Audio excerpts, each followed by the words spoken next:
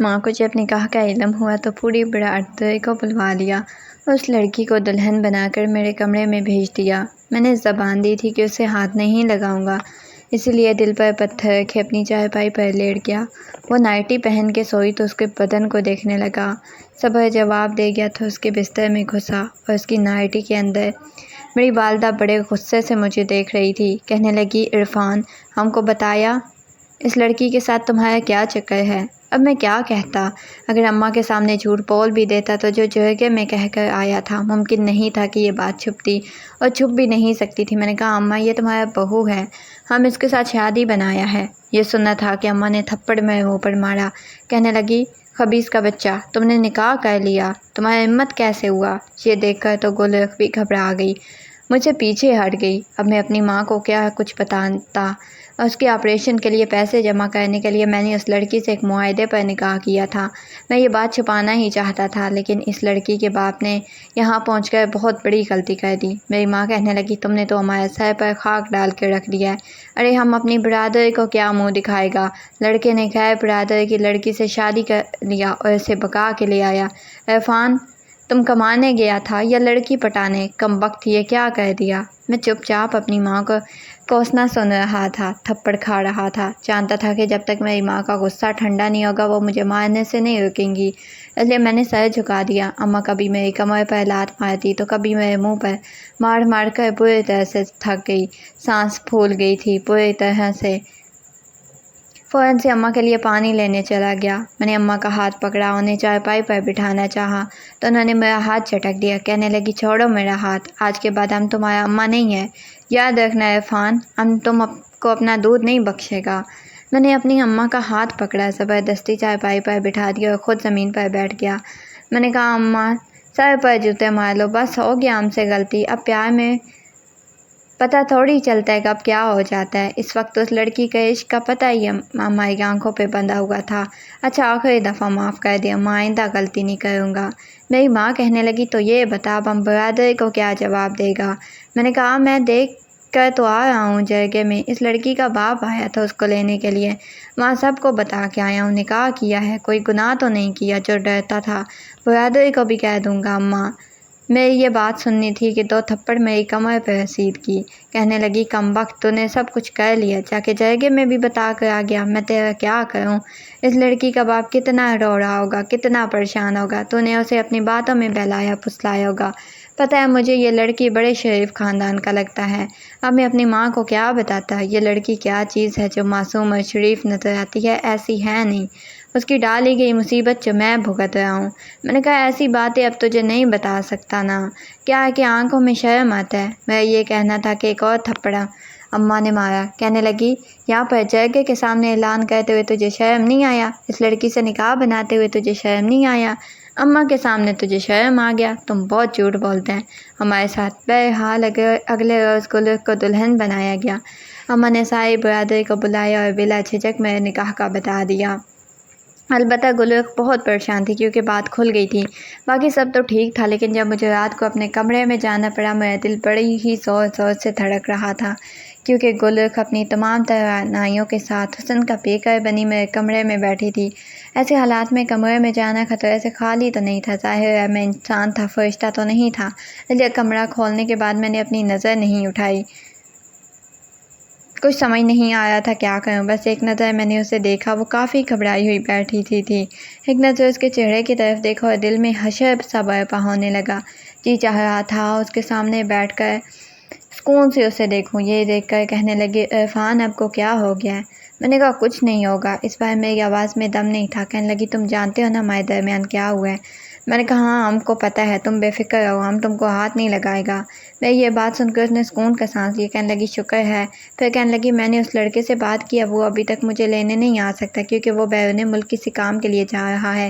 1 مہینے بعد مجھے لینے آ جائے گا، پھر میں اس کے ساتھ چلی جاؤں گی، بس 1 مہینے کی بات ہے، وہ چٹکیوں میں گزر جائے گا۔ یہ شاید اس کے لیے کہنا آسان تھا لیکن میرے لیے مشکل تھا، 1 مہینہ تنہائی میں اس لڑکی کے ساتھ ایک کمرے میں رہنا، جبکہ وہ میرے نکاح میں بھی تھی۔ 2 پل گزارا مشکل لگ رہا تھا، اس کا حسن اور یہ دلہن کا روپ میرے اندر کیا ادھم مچا رہا تھا، میں اسے بتا نہیں سکتا تھا۔ وہ کہنے لگی، واش روم کہاں ہے؟ وہ کمرے کا جائزہ لے کر پوچھنے لگی۔ میں نے کہا ہمارے یہاں غسل خانے نا کمرے کے باہر ہوتا ہے۔ وہ کہنے لگی پھر میں کپڑے کہاں بدلوں گی؟ اچھا ٹھیک ہے میں باہر چلی جاتی ہوں۔ اس سے پہلے کہ وہ کمرے سے باہر جاتی ہم نے اس کا ہاتھ پکڑ لیا۔ میں نے کہا ابھی تم باہر نہیں جا سکتا۔ کہنے لگی کیوں نہیں جا سکتی؟ مجھے ان کپڑوں سے الجھن ہو گیا، میں ان کپڑوں میں نہیں سو سکتی۔ میں نے کہا تب بھی باہر نہیں جا سکتا، جب تک آدھی رات نہیں ہو جاتا ہمارے یہاں ان باتوں کو بڑا برا سمجھا جاتا ہے۔ کہنے لگی کپڑے تبدیل کرنے کے لیے واش روم میں جانا برا کیوں سمجھا جاتا ہے؟ میں نے کہا دلہن کا یوں فوراً سے کمرے سے باہر نکلنا برا سمجھا جاتا ہے۔ آج رات کو جب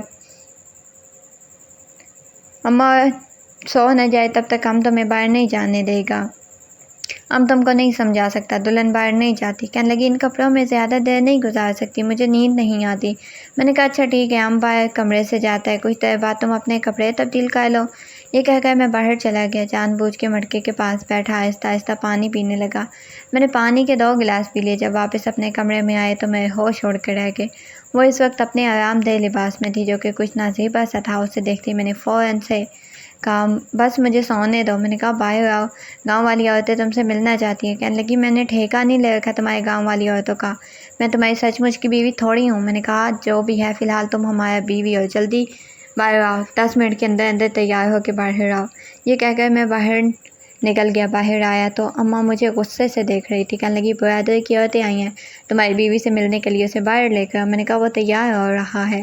یہ کہہ کر میں باہر چلا گیا، لیکن سمجھ سے باہر تھا کہ وقت کیسے گزرے گا، اور ساری برادری کو پتہ چل چکا تھا۔ میں کیسے اسے یہاں سے بھگاؤں گا؟ سب کچھ بہت مشکل لگ رہا تھا۔ ہماری برادری میں ایسے بہت سے لوگ تھے جنہوں نے غیر برادری کی لڑکیوں سے محبت کی شادی کی تھی، لیکن یہاں آنے کے بعد وہ یہیں ہو کے رہ گئی تھی۔ واپسی کا کوئی راستہ نہیں تھا، طلاق کا تو سوال ہی پیدا نہیں ہوتا تھا۔ میں سوچ رہا تھا جس بات کو میں اتنا اہم نہیں سمجھ رہا تھا وہ اتنی چھوٹی بھی نہیں۔ اس لڑکی کو کسی اور لڑکے کے حوالے کرنا تو اب مجھے مشکل لگ رہا تھا، حالانکہ میں نے اسے چھوا تک نہیں تھا، لیکن پھر بھی ایک کمرے میں گزری ہوئی رات میرے اندر بہت کچھ بدلنے لگا تھا۔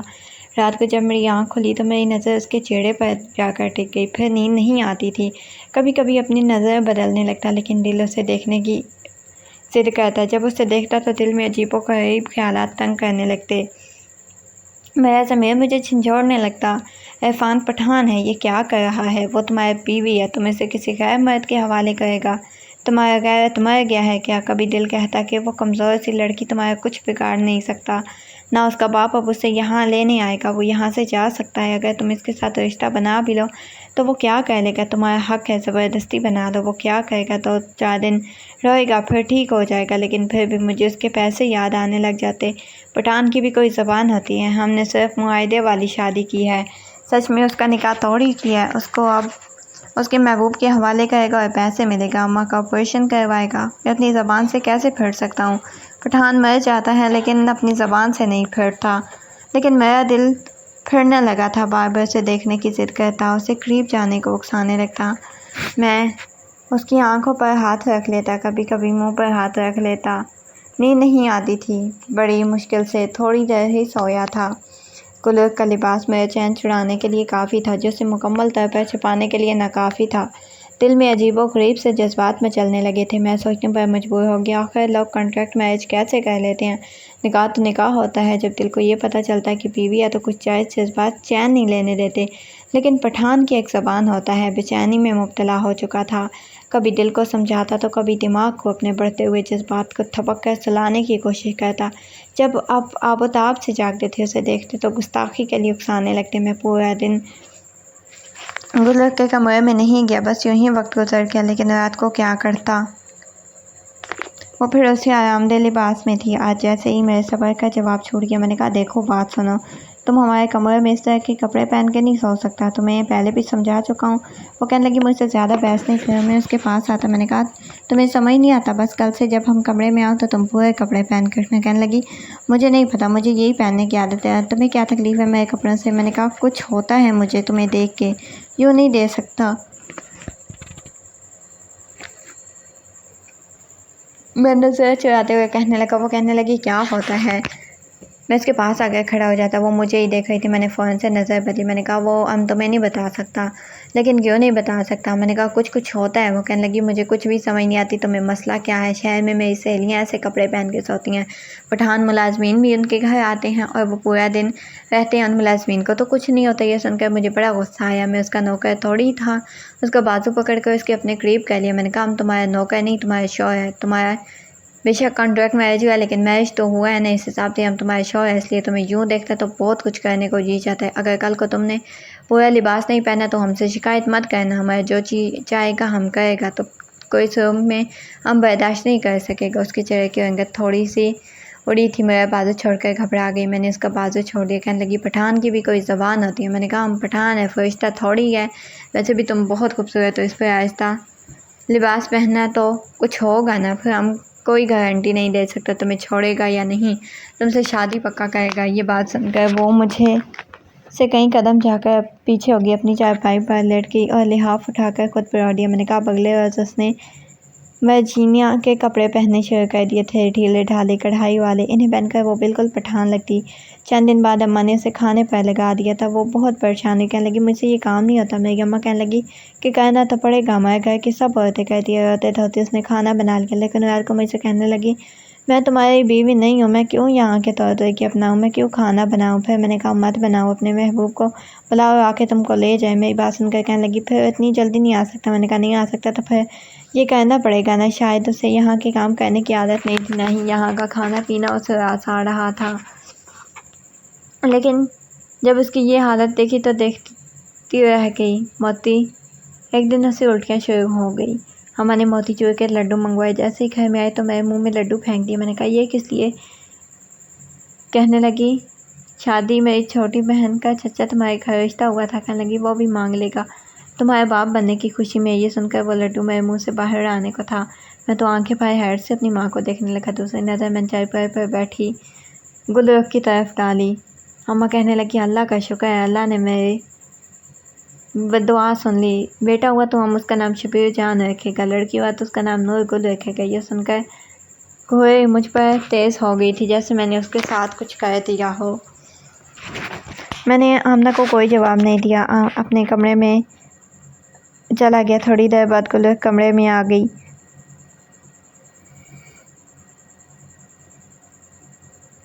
کہنے لگی تمہاری اماں ٹھیک تو ہے نا؟ دیکھو مجھے ایسا کچھ نہیں ہوا، ایسا کچھ بھی نہیں ہو سکتا، بس صبح سے تمہاری اماں کو سمجھا کر تھک گئی ہوں کہ امید سے نہیں ہوں، لیکن سننے کو تیار ہی نہیں، ہر جگہ مٹھائیاں بانٹتی پھر رہی ہیں۔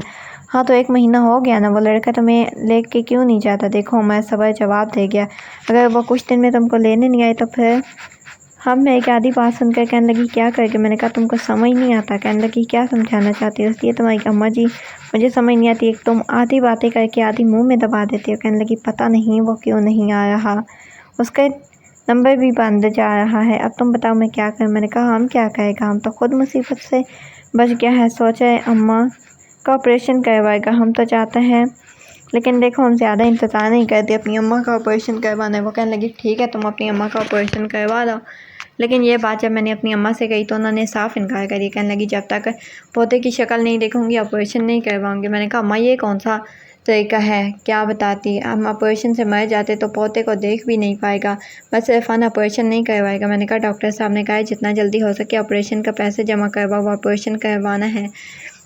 میں نے اپنی والدہ کا آپریشن کروا دیا، ساتھ ہی چچا نے میری بہن کی شادی کی تاریخ مانگی، سارا خرچہ مجھے گل رخ نے دیا تھا۔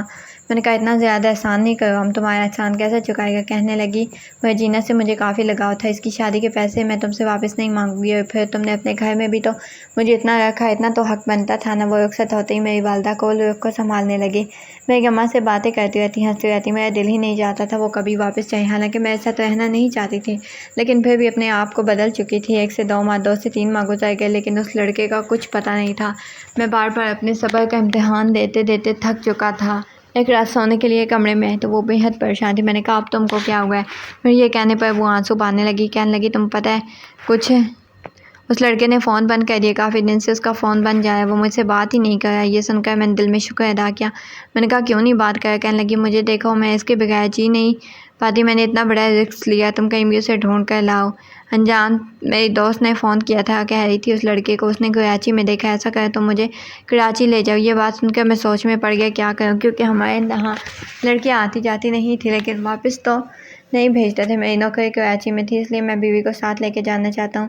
اپنے باپ کو صلاح ہو گئی ہے، پہلے تو جرگے کو منع کر دی، لیکن کافی سمجھانے کے بعد مجھے اجازت مل گئی۔ اس طرح کراچی لے آیا۔ گلرخ نے اس لڑکے کو بہت تلاش کرنے کی کوشش کی، نہ وہ اپنے گھر میں مل رہا تھا، لیکن یہ خبر مل گئی کراچی میں ہے، بیرون ملک میں گیا ہی نہیں تھا۔ ہم دونوں ایک ہوٹل میں ٹھہرے ہوئے تھے، ایک بار ریسٹورینٹ میں کھانا کھائے تھے جب گلرخ نے اپنے کے باپ نے ہمیں دیکھ لیا۔ اس وقت اپنے گارڈ کے ساتھ تھا، اس کے ساتھ 4 گارڈ موجود تھے۔ یہ دیکھ کر گلرخ کا رنگ بدلا، وہ میرے پاس آ کر کھڑے ہو گئے۔ گلرخ بات کرنے لگے، تو یہ تمہارا علاقہ نہیں ہے، یہ شہر ہے، اب دیکھو تمہارے ساتھ کیا کرتا ہوں۔ میری بیٹی کو میرے حوالے کر دو، تمہیں اپنی زندگی پہ آئی تو ورنہ یہ 4 گارڈز تمہیں جان سے مار ڈالیں گے۔ اب میں اپنی بیٹی کو بولوں گا اگر اس کا ہاتھ توڑ دے گا۔ جیسے ہی اس کے مارنا شروع کر دیا، ہنگامہ سمجھ گیا تھا۔ اس وقت پولیس بھی آ گئی، مجھے جیل میں لے جا کر بند کر دیا گیا۔ میرے پاس آ کر آفیسر نے مجھ سے کہا کہ اگر طلاق نامے پر سائن نہیں کرو گے، طلاق نہیں دو گے تو ایسے ہی تمہیں اذیت دوں گا۔ شاید تمہیں پتہ نہیں کہ ہم ریمانڈ لیتے ہیں تو سامنے والے کی جان لے لیتے ہیں۔ میں نے کہا پھر بھی نہیں چھوڑے گا۔ اس انسپکٹر نے میری شرٹ اتروائی اور اپنی بیلٹوں سے مجھے مارنے لگا۔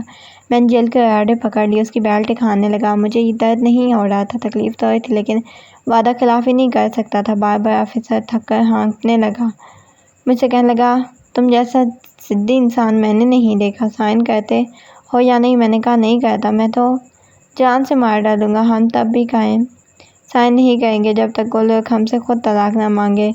اگلے روز انسپکٹر نے میرے زخموں پر نمک چھڑکا اور میرا دل دہل کر گیا، تڑپ کر رہ گیا۔ صحیح معنوں میں مجھے پتہ چلا کہ پانی بنا آب پانی کے مچھلی کا تڑپنا کسے کہتے ہیں۔ نمک لگتے ہی میری وہ حالت ہو گئی تھی۔ میں نے کہا نہیں کر ابھی۔ وہ کہنے لگا ٹائم ہے، سائن کر دو۔ انسپکٹر کہنے لگا ویسے یہ لڑکی بڑی حسین ہے، اس کے حسن کے ساتھ ساتھ اتنی مار کھانا تو بنتے۔ ابھی انسپکٹر کے ہر لفظ کو میں خاموشی سے برداشت کر رہا تھا۔ اس وقت سلاخوں کے پاس ہی کھڑا تھا وہ انسپکٹر، میرے بالکل پیچھے تھا۔ میں نے غصے میں پلٹ کر اپنی ہتھکڑی والے دونوں ہاتھ اس کے گلے پر رکھ کر اسے دیوار کے ساتھ لگا دیا۔ وہ انسپکٹر زور سے گلا دبانے شروع کری۔ میں نے کہا ہماری بیوی کا نام لینے والا تم کون ہوتے؟ تمہاری ہمت کیسے ہوا ایسی نظر سے ہماری بیوی کو دیکھنے کا؟ آج ہم تمہیں زندہ نہیں چھوڑے گا۔ اس دفعہ انسپکٹر کی آنکھیں باہر آنے لگی، اپنے بچاؤ کے لیے ہاتھ پاؤں چلانے لگا، لیکن میں نے اسے چھوڑا نہیں۔ وہاں کے اہلکار آ گئے، جب انہوں نے دیکھا تو مجھے بڑی مشکل سے پیچھے کیا۔ میں نے کہا آئندہ اگر ہماری بیوی کا نام لیا تو جان سے مار ڈالوں گا۔ وہ انسپکٹر بہت گھبراہٹ کا شکار ہو گیا، جیل سے باہر نکل گیا۔ اگلے روز گلرخ اپنے باپ کے ساتھ آئی، انسپکٹر بھی تھا، 2 اہلکار بھی تھے۔ کہنے لگا یہ تم سے طلاق مانگنے آئی ہے۔ اس وقت میں نے شرٹ نہیں پہنی ہوئی تھی، میری پوری کمر زخموں سے بھری ہوئی تھی۔ ایک نظر میں نے گلرخ کو دیکھا، آنکھیں اس کی بھی متردن تھی، جیسے بہت رہی ہو۔ میری حالت دیکھ کر کہنے لگی تم نے طلاق کیوں نہیں دی؟ کیوں اپنے اوپر اتنا ظلم میری خاطر برداشت کر رہی ہو؟ میں تمہاری محبت تو نہیں تھی؟ میں نے مسکرا کر کہا بیوی بھی نہ تھی بلکہ بیوی ہو، اس کے لیے اتنا کر سکتا ہوں، عرفان پٹھان بلکہ اس سے بھی زیادہ برداشت کر سکتا ہوں۔ میرا یہ کہنا تھا، رونے لگی۔ میرے دونوں ہاتھ سلاخوں پر تھے۔ گلرخ نے میرے ہاتھوں پر ہاتھ رکھ لیا اور اپنے لبوں سے لگائی، کہنے لگی میں تمہاری محبت کی قیمت نہیں چکا سکتی۔ میں نے کہا محبت کا کوئی قیمت نہیں ہوتا، محبت بس محبت ہوتے ہیں، ہم تم سے بہت زیادہ محبت کرتے۔ پھر میں نے کہا گلرخ تمہیں طلاق نہیں دینا چاہتا۔ کہنے لگی اگر تم ان پیپرز پہ سائن نہیں کیے تو یہ تمہیں جان سے مار دیں گے۔ میرے باپ کو کوئی فرق نہیں پڑتا، یہ لوگوں کو مار دے گا، اسے کوئی پکڑ نہیں سکتا۔ کیوں میری خاطر اپنی جان گنوانا چاہتے ہو؟ میں نے کہا ہم کو سب کچھ سہ لیتا۔ میرا یہ کہنا تھا، رونے لگی، کہنے لگی محبت مت کرنا۔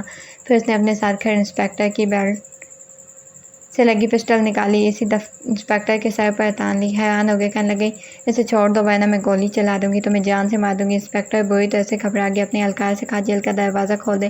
جیسے اس نے جیل کا دروازہ کھولا، گلرخ کہنے لگی اس کی ہتھکڑی بھی کھولو۔ اس نے ہتھکڑی کھول دی، پھر گلرخ کے پاس آ گیا۔ گلرخ ہاتھ سے پسٹل پکڑی اور گلرخ کو اپنے ساتھ لے کر پولیس اسٹیشن سے باہر آ گیا۔ باہر آتے ہی میں نے ہوائی فائرنگ کی، اس کی بندوقیں لے کر پولیس کی گاڑی میں بیٹھ کر واپس پشاور لے آیا۔ حالانکہ پولیس والوں نے میرا بہت پیچھا کیا، لیکن میں نے ہار نہیں مانی۔ اپنے علاقے میں پہنچنے تک ایک گولی میرے بازو میں لگ چکی تھی، میرے ساتھ گلرخ تھی۔ اپنے علاقے میں پہنچتے ہی گولی میں نے ہسپتال سے نکلوا لی۔ جب پہنچا تو میری ماں میری حالت دیکھ کر میرے ساتھ لگ کر رونے لگی، کہنے لگی تمہیں یہاں سے جانا ہی نہیں چاہیے تھا۔